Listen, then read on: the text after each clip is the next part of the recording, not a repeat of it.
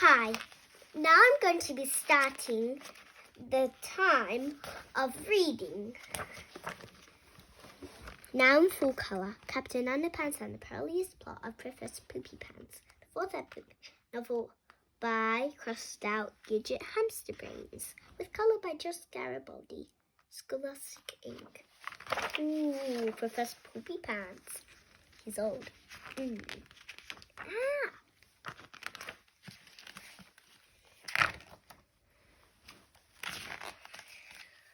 In our last 3 adventures, we tried to save our crazy principal from disaster. He thought he was a real superhero, but he wasn't. We didn't think things could get any worse, but they did. The top secret truth by Captain Underpants only. Once upon a time, there was 2 good kids named George and Harold. We are awesome. Me too. They had a mean old principal named Mr. Crab. Blah, blah, blah. Mr. Crab was very mean to George and Harold. Blah, blah, blah. So they bought the 3D hypno ring. They used it to hypnotize Mr. Crab. You will obey us. Okie dokie. But they made a terrible mistake. You are now Captain Underpants. Okay. Ha-ha. Hey, come back, Mr. Crab. Tra-la-la. Mr. Crab thought he really was Captain Underpants, but he didn't have any superpowers. Stop, you big dummy. They had a lot of adventures. One time, they even got attacked by a UFO. Uh-oh. They all got took into the spaceship and George stole some alien superpower juice.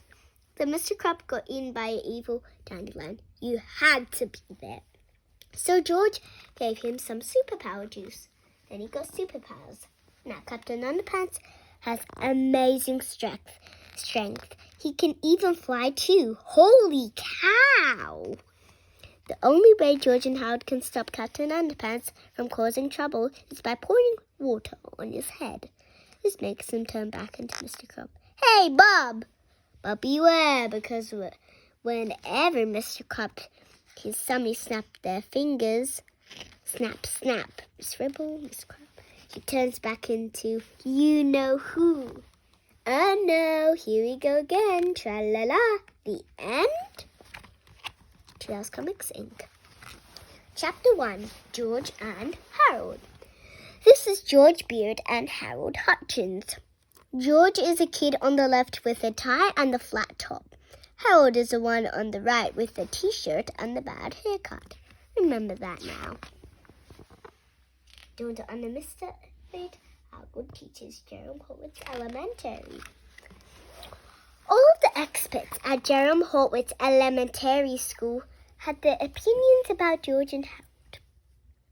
The guardian's counselor, Miss Director, thought the boys suffered from ADD. School psychologist, Miss Labor, diagnosed them with ADHD, and their mean old principal, Mr. Crab, just thought they were plain old BAD. But if you ask me, George and Harold simply suffered from IBSS, incredibly boring school syndrome. You see, George and Harold weren't really bad kids. They're actually very good, right-natured boys. The only problem was that they were bored in school, so they took it upon themselves to liven things up for everybody. Wasn't that thoughtful of them? Ooh, Jerome Horwitz Elementary. Jerome Horwitz Elementary. Our teachers don't use deodorant. Unfortunately, George and Harold's thoughtfulness got them into trouble every now and then. Sometimes it got them into a lot of trouble. And one time it got them into so much trouble, it almost caused the entire planet to be taken over by a ruthless, maniacal, mad scientist guy in a giant robo-suit. But before I can tell you that story, I have to tell you this story.